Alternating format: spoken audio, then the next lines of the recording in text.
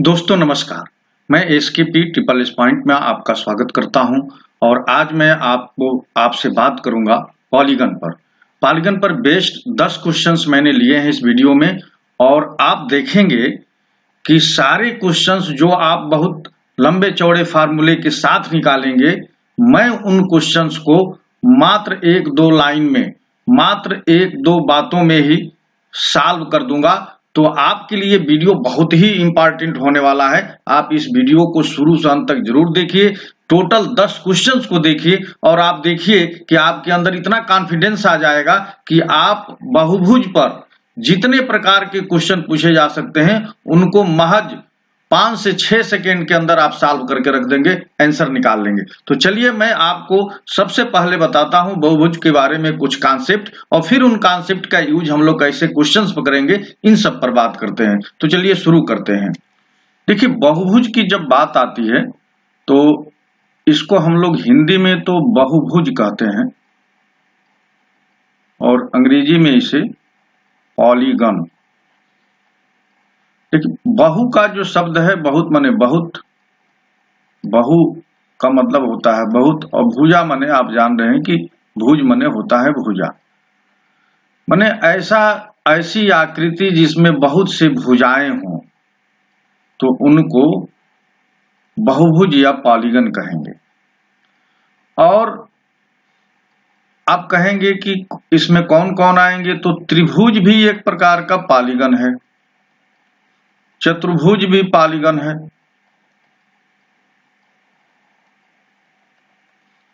अब इसके आगे आता है पंचभुज, फिर षष्ठभुज और फिर जो आगे की भुजाएं होंगी यानी 10, 12, 15, 20 इस तरह की जो भुजाएं होंगी उनको हम लोग नाम कोई दे पाए ठीक ठाक तो थोड़ा सा टेढ़ा मामला हो जाता है। अब इसी क्रम में वृत्त के लिए क्या कहेंगे, तो वृत्त एक अनंत भुजाओं वाला बहुभुज है। वृत्त एक अनंत भुजाओं वाला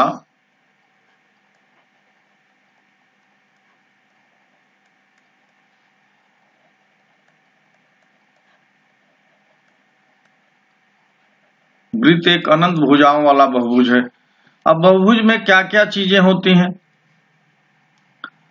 तो बहुभुज के पार्ट 1 में मैंने बहुभुज पर डिटेल बातें शुरुआत की वाली कर दी हैं। इसमें हम लोग कुछ स्पेशल बातें करेंगे जो क्वेश्चंस को सॉल्व करने के लिए जरूरी हैं।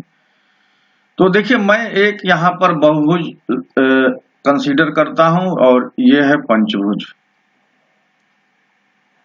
इसका मैं नाम ABCD देता हूं।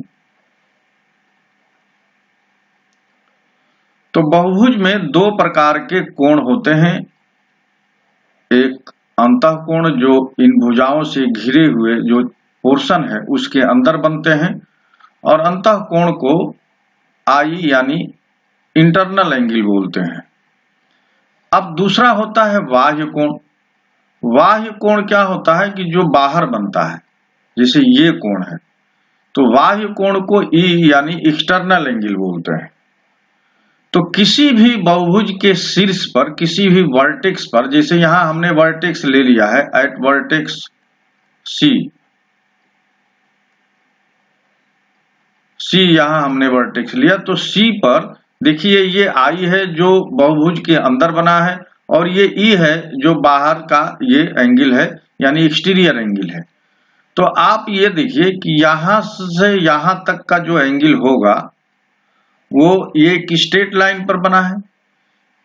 एक स्ट्रेट लाइन पर जो एंगल बना है, एक स्ट्रेट लाइन के एंगल को हम लोग 180 डिग्री का एंगल कहते हैं।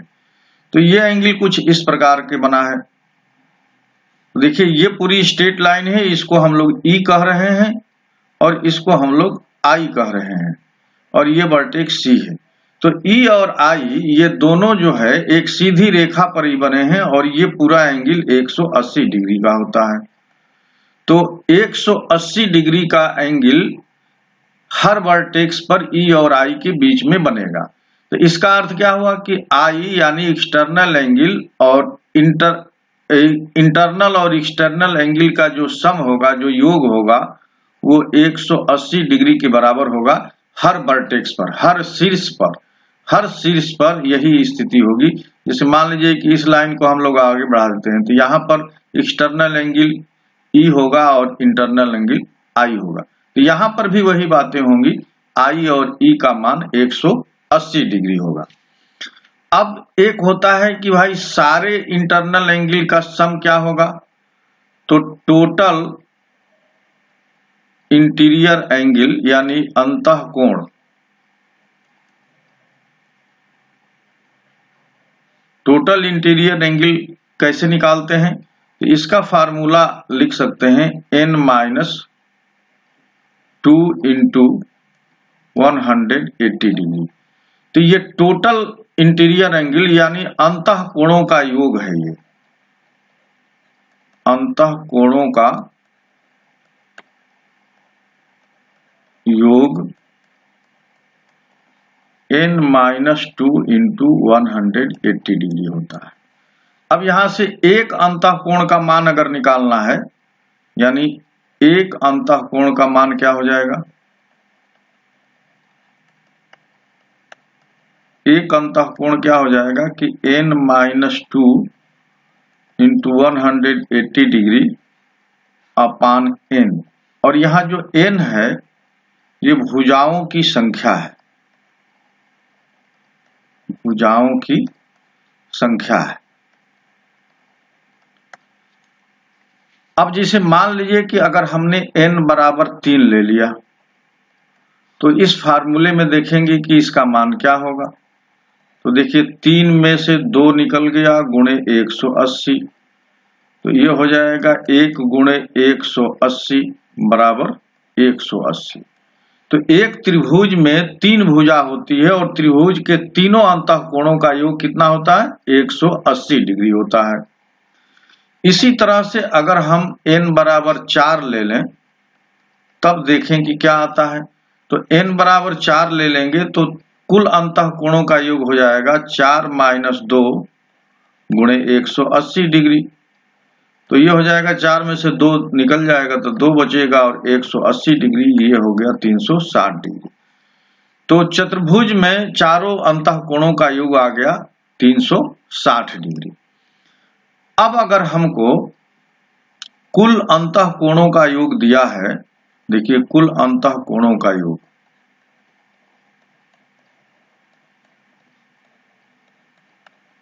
कुल अंतःकोणों का योग दिया है n-2 इंटू 180 डिग्री।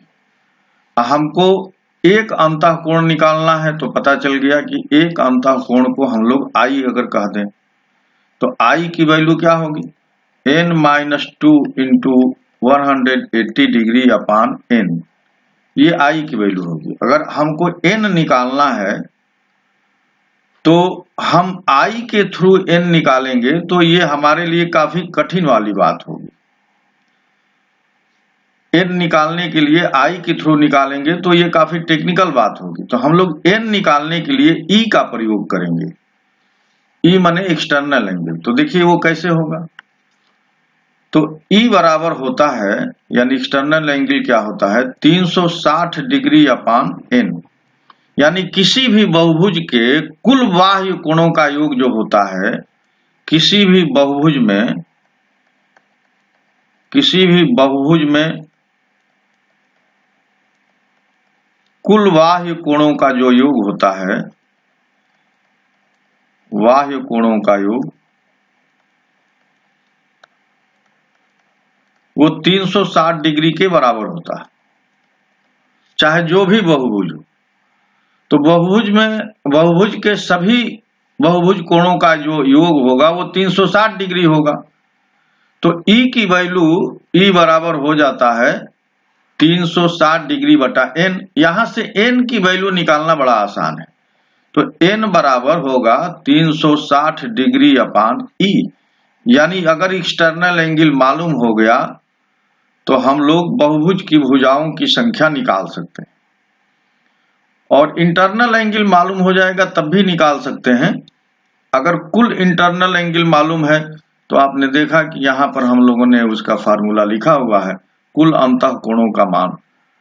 ठीक है, तो कुल अंतः कोणों का योग दिया है, तो यहाँ से n की वैल्यू हम लोग निकाल सकते हैं। तो वो थोड़ा सा काफी लेंदी हो जाएगा, तो हम लोग कोणों भुजाओं की संख्या निकालने के लिए या अंतः कोण का मान पता करने के लिए हम लोग इस फार्मूले का या इस कॉन्सेप्ट का सबसे ज्यादा यूज करेंगे। n बराबर 360 डिग्री बटा e या e बराबर 360 डिग्री अपान n। अब देखिए एक बहुभुज में कितने विकर्ण खींचे जा सकते हैं। तो अगर जैसे हमने पंचभुज ये बना लिया, इसका नाम रख दिया ए बी सी डी और ई। विकर्ण क्या होते हैं? जैसे विकर्ण देखिए ए अगर हम कंसीडर कर रहे हैं तो ए से कितने विकर्ण खींचे जा सकते हैं। तो ए से सी को मिलाया जा सकता है, ए से डी को मिलाया जा सकता है। तो एक वर्टेक्स से पंचभुज में 2 विकर्ण खींचे जा सकते हैं। एक पंचभुज में एक वर्टेक्स से, एक शीर्ष से 2 विकर्ण खींचे जा सकते हैं। तो बहुभुज में कुछ 5 शीर्ष हैं, इसका मतलब कि 10 विकर्ण खींचे जा सकते हैं। लेकिन आप देखेंगे कि कुछ विकर्ण हर बहुभुज पर कॉमन हो गए। देखिए कॉमन भी पता चल जाएगा। जो विकर्ण डी से खींचा गया है वो ए से भी खींचा गया है, और जो विकर्ण डी से बी पर खींचा गया वो बी से डी पर भी खींचा गया है। तो एक ही शीर्ष पर जो 2 विकर्ण 2 खींचे गए हैं वो कॉमन हो जा रहे हैं। तो 5 विकर्ण हैं और एक विकर्ण से, एक शीर्ष से 2 विकर्ण खींचे जा रहे हैं। तो 5 शीर्ष से 10 विकर्ण खींचे जाएंगे, लेकिन ये कॉमन हो जा रहे हैं तो इनको 2 से भाग दे देंगे, तो ये 5 आ गया। तो पंचभुज में कुल विकर्णों की संख्या आ जाएगी 5। इसी तरह से मान लीजिए कि हमारे पास षष्ठभुज है, और षष्ठभुज में देखते हैं कि कितने विकर्ण हम एक शीर्ष से खींच सकते हैं। तो अब देखिए एक विकर्ण हम यहाँ पर देखिए खींच दिए, एक विकर्ण ये खींच दिए, एक विकर्ण ये खींच दिए। तो यहाँ पर एक शीर्ष से ये ए बी सी डी लिख लें, ए बी सी डी ई और एफ। तो एक शीर्ष से 3 विकर्ण हम खींच सकते हैं। 3 विकर्ण, एक शीर्ष से 3 विकर्ण, तो कुल 6 शीर्ष हैं। तो 3 गुणे 6 यानी 18 विकर्ण हुए, और ये कॉमन होंगे। हर शीर्ष पर 3-3 विकर्ण जो होंगे वो कॉमन भी होंगे, 2 बार उनको गिन लिया जाएगा, तो 2 से भाग दे देंगे, तो ये आ गया 9। तो षष्ठभुज में विकर्णों की संख्या आ गई 9 और पंचभुज में विकर्णों की संख्या आ गई 5। लेकिन मान लीजिए कि आपसे क्वेश्चन कि अगर कोई 12 भुज हो तो उसमें कितने विकर्ण होंगे। तो वैसी चीजों को बताना, चित्र बना कर विकर्ण काउंट करना और सॉल्व करना थोड़ा सा कठिन हो जाएगा। इसलिए किसी बहुभुज में विकर्णों की संख्या कैसे होगी कि इसके लिए एक फार्मूला है। तो बहुभुज में विकर्णों की संख्या, बहुभुज में विकर्णों की संख्या,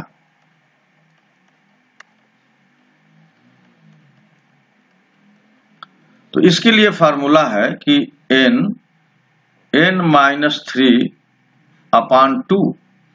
अब देखिए अगर हम n बराबर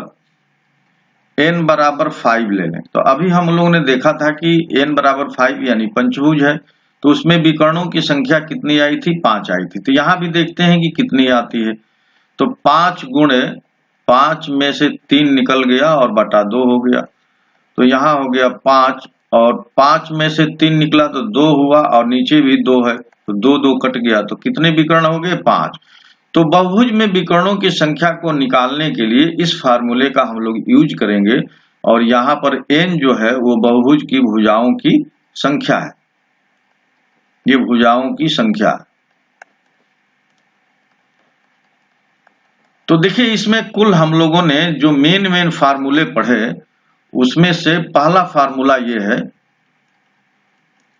कि किसी भी शीर्ष पर I और E का जो योग होता है वो 180 डिग्री के बराबर होता है।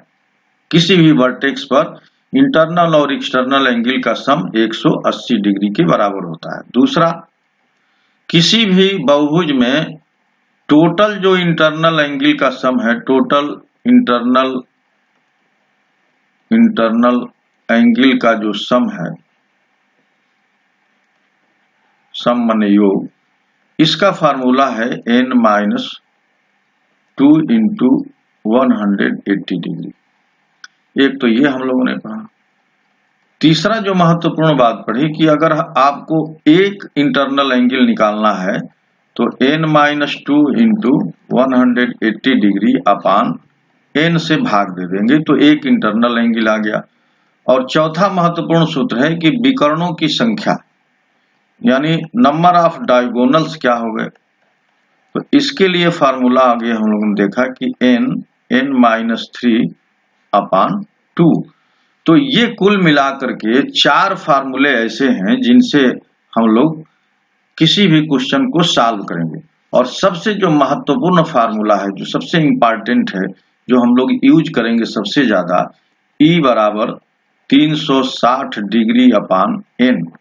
यानी अगर एक्सटर्नल एंगल मालूम है तो 360 में भाग दे देंगे तो हमको भुजाओं की संख्या आ जाएगी। अगर हमको एक्सटर्नल एंगल निकालना है और भुजा दिया है तो इस फार्मूले का प्रयोग किया जाएगा। तो ये फार्मूला काफी इंपॉर्टेंट है। ये 2 फार्मूले का यूज करके ही हम लोग बहुभुज के 90% क्वेश्चन को सॉल्व कर देंगे। तो चलिए अब हम लोग क्वेश्चन पर चलते हैं। तो अब हम लोग क्वेश्चन सॉल्व करना शुरू करते हैं। तो चलिए अब डायरेक्ट हम लोग क्वेश्चन पर आते हैं। तो आपकी स्क्रीन पर ये क्वेश्चन नंबर 1 है। क्वेश्चन नंबर 1 में दिया है कि यदि किसी समबाहुभुज का प्रत्येक कोण 2 समकोण के 3/5 गुना के बराबर है तो भुजाओं की संख्या क्या है। देखिए इसमें शब्द आया है समबाहुभुज। समबाहुभुज इसको अंग्रेजी में रेगुलर पॉलीगन कहते हैं।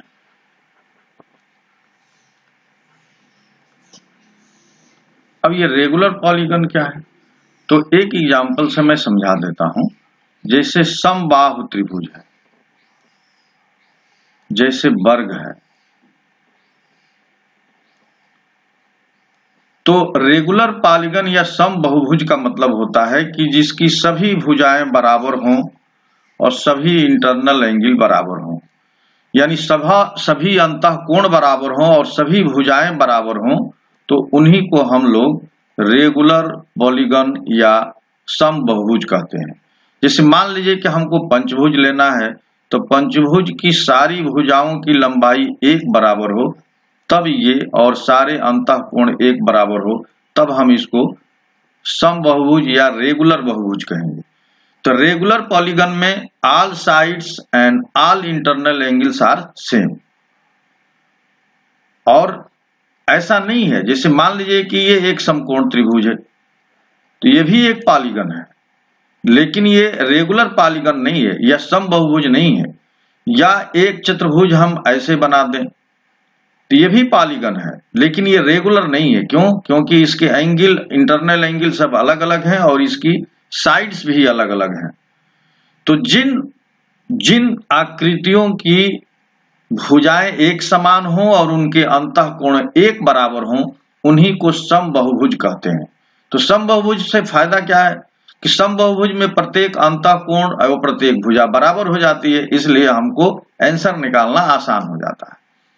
तो अब इस क्वेश्चन में, मेन क्वेश्चन पर हम लोग बात करते हैं। अब इस क्वेश्चन में दिया है कि यदि किसी समबाहुभुज का प्रत्येक कोण 2 समकोण के 3/5 गुना के बराबर हो तो भुजाओं की संख्या क्या है। अब देखिए 3/5 है, इसी में सारा खेल छुपा हुआ है।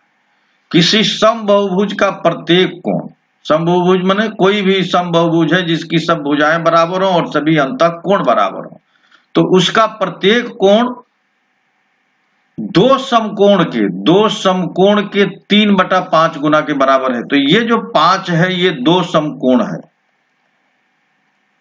2 समकोण है। और ये जो 3 है ये प्रत्येक अंतःकोण है, प्रत्येक अंतःकोण, प्रत्येक कोण या प्रत्येक अंतःकोण। तो 3 प्रत्येक अंतःकोण है और 5 2 समकोण है। तो अब 5 दो समकोण का मतलब कि 5 180 डिग्री के बराबर है। एक समकोण में 90 डिग्री होता है, तो दो समकोण में 180 डिग्री हो जाएगा। तो 5 दो समकोण के बराबर है, तो यानी 5 180 डिग्री के बराबर है, तो 3 कितने के बराबर हो जाएगा? तो 3 गुणे 180 डिग्री अपान 5। 5 से 180 36 बार में कट जाता है, तो अब 3 से 36 में गुणा करेंगे तो ये हो जाएगा 108 डिग्री। और 3 क्या है? ये प्रत्येक अंतःकोण है, यानी आई है, आई माने इंटरनल एंगल। तो 3 की वैल्यू आ गई 108 डिग्री। अब पूछ रहा है कि नंबर ऑफ साइड, तो हम लोगों को क्या निकालना है? हम लोगों को निकालना है ई, यानी बाह्य कोण। तो बाह्य कोण कितना हो जाएगा? अगर अंतःकोण 108 है तो बाह्य कोण हो जाएगा 72 डिग्री। क्यों? क्योंकि आई और ई का जो मान होता है वो 180 डिग्री के बराबर है। तो आई 108 डिग्री हो गया, तो ई का मान हो गया 72 डिग्री। अब हम लोगों को भुजाओं की संख्या ज्ञात करनी है, तो वो कैसे ज्ञात करेंगे? तो भुजाओं की संख्या के लिए हम लोग यूज करेंगे n बराबर, यानी n बने भुजा 360 डिग्री, और ई का मान यहां से आ चुका है 72 डिग्री, तो 72 से भाग दे देंगे। तो देखिए, अगर हम लोग इसे 12 तिहाई 36 और 12 छक 72 और 6 पांचे 30, तो n का मान आ गया, यानी बहुभुज की भुजाओं की संख्या आ गई 5, और ऑप्शन बी सही है। चलिए अब हम लोग नेक्स्ट क्वेश्चन करते हैं।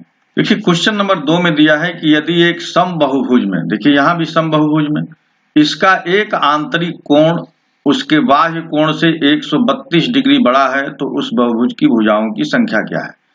देखिए, जो ये 180 डिग्री होता है, ये ई और आई का, या आई और ई का योग है। आई माने इंटरनल और ई माने एक्सटर्नल। तो हम लोग इसमें दिया है कि जो अंतःकोण है, यानी जो आई है, वो ई से 132 डिग्री अधिक है। तो आई और ई की वैल्यू हम लोगों को पता करना है। इसके लिए सबसे आसान तरीका क्या है कि आई और ई का जो योग होता है वो तो 180 डिग्री होता है, तो हम 180 को 2 बराबर भाग में बांट लेंगे, तो 90-90 डिग्री का हो गया। अच्छा, आई और ई, इनके बीच का अंतर कितना है? तो इनके बीच का अंतर है 132 डिग्री। इसको भी हम लोग 2 पार्ट में बांट लें, तो ये 2 पार्ट में बांट देंगे तो ये हो जाएगा 66 डिग्री। अब इस 66 को हम लोग ए में जोड़ दें, यानी आई में जोड़ दें, और ई में इस 66 को माइनस कर दें, यानी घटा दें।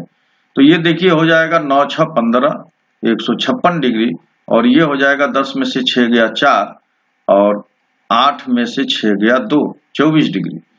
तो ई का मान आ गया और आई का मान, दोनों का मान निकल गया। अब भुजाओं की संख्या निकालनी है, तो n बराबर क्या होता है? 360 डिग्री अपान ई, और ई का मान कितना आ गया है? 24 डिग्री। तो 360 डिग्री अपान 24।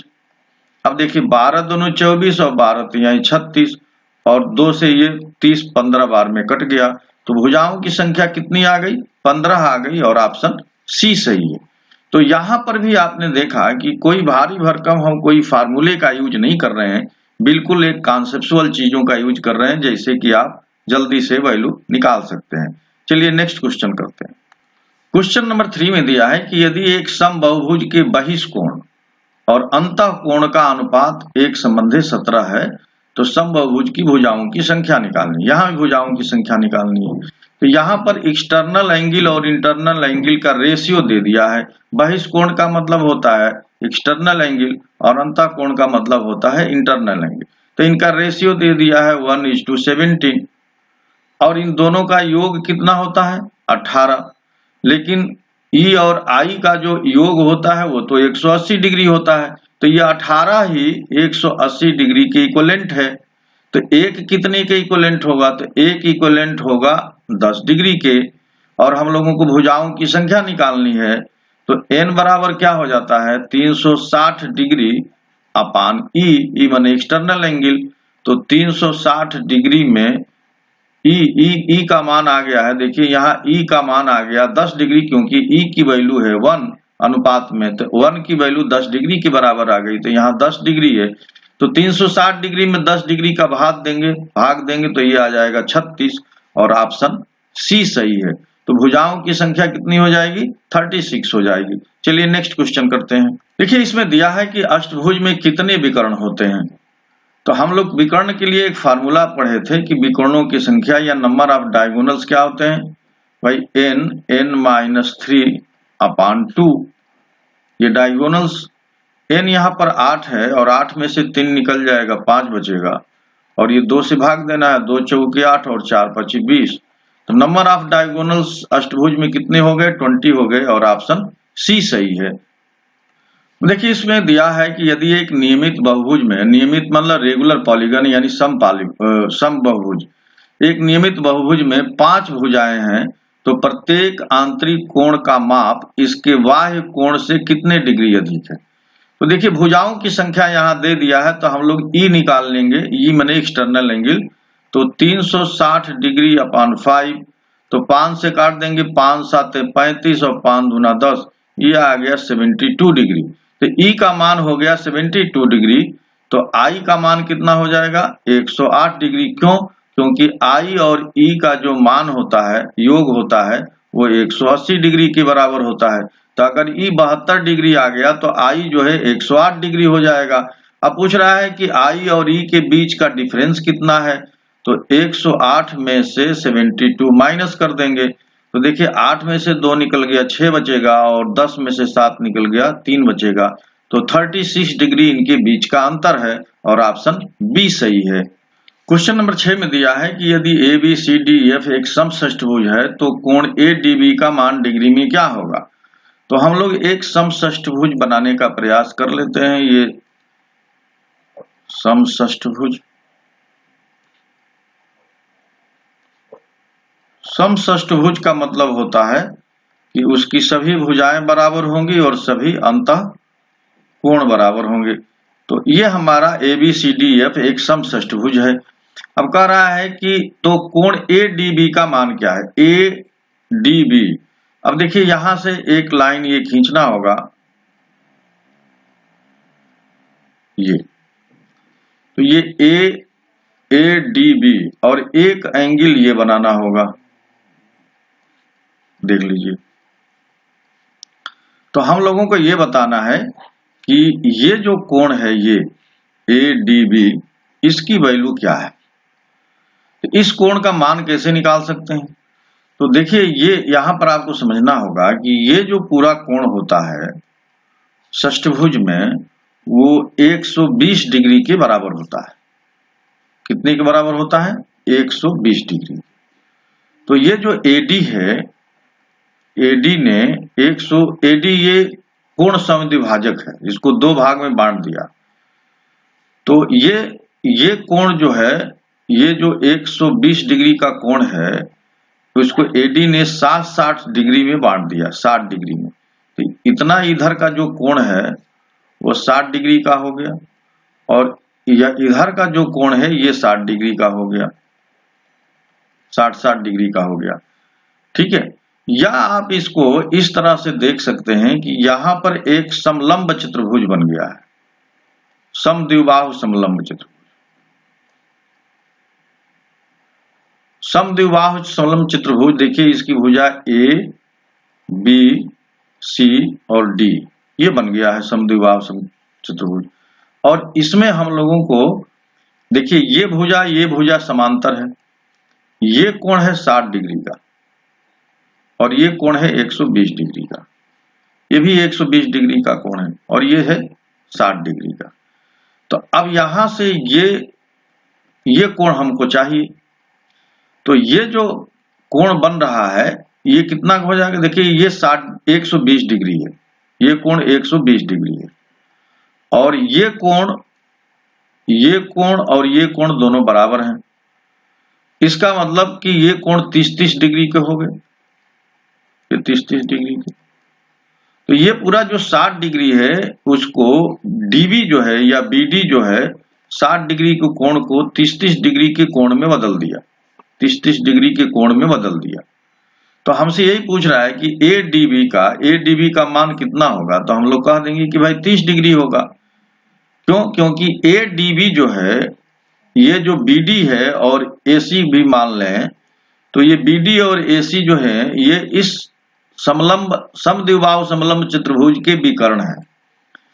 तो अगर ये दोनों भुजाएं ये पैरेलल है AD और BC, तो ये जो कोण बन रहा है BD, ये इस पूरे बड़े कोण को दो पार्ट में बांट रहा है। तो इसका मान आ गया है 30 डिग्री। कई तरीके से आप इस 30 डिग्री को कर सकते हैं। एक तो ये तरीका मैंने बताया, और दूसरा तरीका यहीं से आप देख सकते हैं कि ये 60 डिग्री का हो गया और 60 डिग्री को दो पार्ट में ADC ये 60 डिग्री का है, और इस 60 डिग्री को ADB 30 डिग्री में टूट गया, तो ADB का मान आ गया 30 डिग्री। चलिए नेक्स्ट क्वेश्चन करते हैं। क्वेश्चन नंबर 7 में दिया है कि यदि एक नियमित बहुभुज की भुजाएं 6 हैं तो इसके आंतरिक कोण का माप इसके बाह्य कोण की माप से कितने डिग्री अधिक है। तो देखिए हम E से E निकाल सकते हैं 360 डिग्री बटा में 6, तो ये हो गया 60 डिग्री। तो E का मान 60 डिग्री हो गया और I का मान हो गया 120 डिग्री, क्योंकि I और E का जो योग होता है वो होता है 180 डिग्री का। तो पूछ रहा है कि इन दोनों के बीच इसके बाह्य कोण की माप कितने डिग्री, आंतरिक कोण का माप इसके बाह्य कोण की माप से कितने डिग्री अधिक होगा। तो I और E का डिफरेंस पता चल जाएगा। तो 120 डिग्री में से 60 डिग्री निकाल देंगे तो ये आ जाएगा 60 डिग्री। तो 60 डिग्री अधिक है और ऑप्शन C सही है। चलिए नेक्स्ट क्वेश्चन करते हैं। क्वेश्चन नंबर 8 में दिया है कि यदि एक नियमित बहुभुज के आंतरिक कोण की माप उसके बाह्य कोण के 90 डिग्री अधिक है तो भुजाओं की संख्या कितनी है। यदि एक नियमित बहुभुज के आंतरिक कोण की माप उसके बाह्य कोण की माप से 90 डिग्री अधिक है तो भुजाओं की संख्या कितनी है। तो हमको अगर E का मान पता चल जाए तो हम तुरंत भुजा निकाल देंगे। तो E का और I का मान कैसे पता चलेगा। तो देखिए E और I का जो योग होता है वो 180 डिग्री होता है। तो ये हमारा I है और ये हमारा E है, तो इन दोनों को 90-90 डिग्री लिख लेंगे, और इनके बीच का जो डिफरेंस है वो 90 डिग्री का है। तो इसका आधा आधा हम लोग कर लेंगे, तो ये आधा आधा 45 डिग्री का हो गया। अब यहाँ पर 45 डिग्री एक में जोड़ देंगे और एक में 45 डिग्री माइनस कर देंगे, तो यहाँ से आ जाएगा 45 डिग्री और ये आ जाएगा 135 डिग्री। तो E हमको मिल गया, E की वैल्यू मिल गई 45 डिग्री। अब हम लोग भुजाओं की संख्या निकाल सकते हैं। तो भुजा की संख्या बराबर 360 डिग्री अपान 45 डिग्री। तो देखिए ये 9 5 45 और 9 4 36 और 5 8 40, तो ये हो गया भुजाओं की संख्या 8 और ऑप्शन ए सही है। चलिए नेक्स्ट क्वेश्चन करते हैं। क्वेश्चन नंबर 9 में दिया है कि PQRST एक सम पंचभुज है। यदि PR तथा QT एक दूसरे को X पर प्रतिच्छेद करते हैं तो कोण TXR का मान क्या होगा। तो हम लोग एक सम पंचभुज यहाँ पर बना लेते हैं। सम पंचभुज का मतलब जिसकी पांचों भुजाएं बराबर हैं। तो A, B, C, D और E, नहीं यहाँ पर PQRST दिया है तो इसका नाम चेंज कर लेते हैं, PQRS और T। अब यहाँ पर दिया है कि यदि PR तथा QT, PR ये है और QT ये है, QT ये X पर काटते हैं, यानी ये X है, तो TXR का इसका मान पूछ रहा है। तो पंचभुज में देखिए यहां पर एक समांतर चतुर्भुज बन गया है। यहां पर देखिए ये समांतर चतुर्भुज बन गया है। ये S है, ये R है, ये X है और ये T है। तो इसकी वैल्यू हमसे पूछ रहा है। तो समांतर चतुर्भुज में क्या होता है कि आमने सामने के कोण बराबर होते हैं और पंचभुज में एक अंतः कोण 108 डिग्री का बराबर होता है। अच्छा ये कैसे पता चलेगा भाई। तो देखिए 360 डिग्री है, इसमें हम लोग E का मान निकालने के लिए 5 से भाग देंगे, पंचभुज दिया ही है, तो ये आएगा 72 डिग्री। तो I का मान कितना हो गया 108 डिग्री। जब एक्सटर्नल एंगल 72 है तो इंटरनल एंगल 108 डिग्री, ये 108 डिग्री हो गया, यानी एक कोण 108 डिग्री हो गया। और ये एक समांतर चतुर्भुज, तो समांतर चतुर्भुज में आमने सामने के कोण बराबर होते हैं, तो ये भी 108 डिग्री का हो जाएगा। तो इसका आंसर आ जाएगा ऑप्शन डी। चलिए नेक्स्ट क्वेश्चन करते हैं और इस वीडियो का लास्ट क्वेश्चन। इसमें दिया है कि 10 भुजाओं वाले एक नियमित बहुभुज के आंतरिक कोणों की माप क्या होगी। तो हम लोग सबसे पहले क्या निकाल लेंगे, ई निकाल लेंगे। ई बराबर 360 डिग्री अपान एन, एन दिया है 10, तो ये हो जाएगा 36 डिग्री। तो ई का मान आ गया 36 डिग्री। तो आई का मान क्या हो जाएगा भाई, ई अगर 36 डिग्री है तो आई का मान हो जाएगा 144 डिग्री। क्यों? क्योंकि आई प्लस ई का जो मान होता है वो 180 डिग्री के बराबर होता है। तो ई अगर 36 डिग्री आ गया तो आई 144 डिग्री आ गया। तो यही पूछ रहा है कि अंतः कोण का मान कितना होगा, निम्न में आंतरिक कोणों की माप क्या होगी। तो आंतरिक कोण की माप कितनी आ गई, 144 डिग्री, और ऑप्शन सी सही है। तो फ्रेंड्स, आपको ये सॉल्यूशन कैसा लगा कमेंट करके जरूर बताइएगा। और नेक्स्ट वीडियो भी हम लोग पॉलीगन के क्वेश्चंस ही करने वाले हैं, तो जरूर उसे देखिएगा। और पॉलीगन के पार्ट 1 वीडियो में मैंने पूरा पॉलीगन कैसे बनता है, कितने तरह का होता है, इन सब पर बात किया है, तो उस पोर्शन को जरूर देखिए। अगर आप मेरे चैनल पर नए हैं तो प्लीज चैनल को सब्सक्राइब कीजिए, अपने फ्रेंड्स के बीच इसे शेयर कीजिए। वीडियो देखने के लिए आप सभी को बहुत बहुत धन्यवाद। नमस्कार।